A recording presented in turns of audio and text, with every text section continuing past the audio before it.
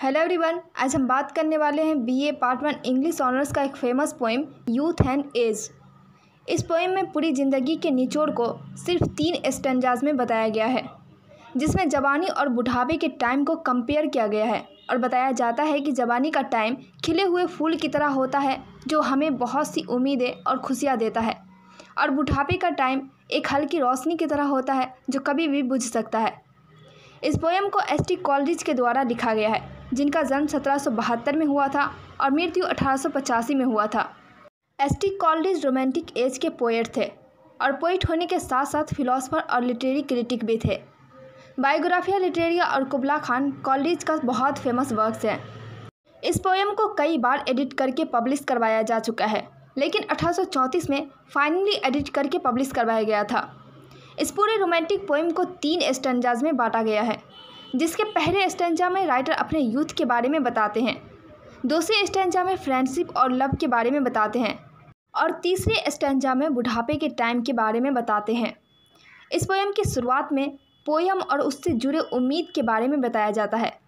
Writer बताते हैं कि जब मैं जवान था तो पोएम मेरे आसपास इस तरह रहती थी जैसे कि हल्की हवा फूलों के बीच में हमेशा बहती रहती है, और उस पोएम से उम्मीदें ऐसे चिपकी रहती थी जैसे कि भंवरा फूलों से चिपका रहता है।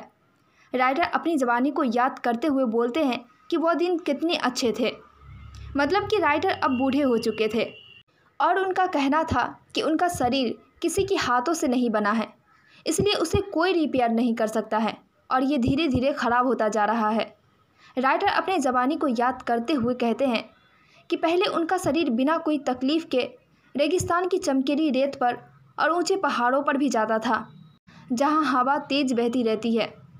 आगे राइटर अपनी जवानी को बिजली से चलने वाले नाव से कंपेयर करते हुए कहते हैं कि जिस तरह नाव बिना किसी चप्पू के गहरे समुद्र में चलती रहती है, वैसे ही मेरा शरीर ना हवा से डरता था और ना ही किसी खराब मौसम से। आगे राइटर बताते हैं कि प्यार फूल की तरह प्यारा होता है और फ्रेंडशिप पेड़ों की तरह छायादार, जो हमें परेशानी में शेल्टर देती है और मुसीबतों से बचाती है।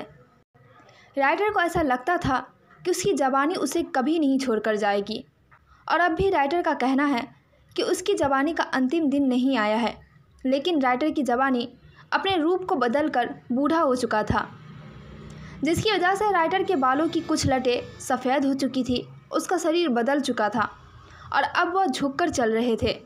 इस तरह के बदलते हुए शरीर बुढ़ापे की निशानी थी।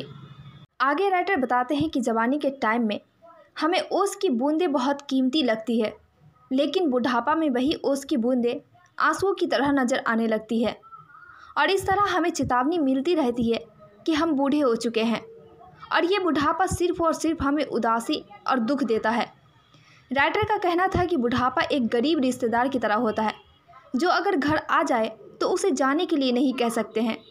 इसी के साथ राइटर ये भी कहते हैं कि हम बूढ़े तब तक नहीं होते हैं जब तक हमारे सोचने का तरीका ना चेंज हो जाए, और इस तरह भले ही हम शारीरिक रूप से बूढ़े हो जाते हैं, लेकिन मन से हम तब तक जवान रहते हैं जब तक हमारे सोचने का तरीका और हमारे जीने का तरीका जवान रहता है। आज की वीडियो में बस इतना ही। वीडियो अच्छी लगी हो तो प्लीज़ लाइक कीजिए, और इसी तरह की वीडियो चाहते हैं जिसमें इजी एक्सप्लेनेशन के साथ साथ इजी नोट्स भी हो तो चैनल को ज़रूर सब्सक्राइब कीजिए और बाकियों को भी शेयर कीजिए ताकि उनका भी हेल्प हो।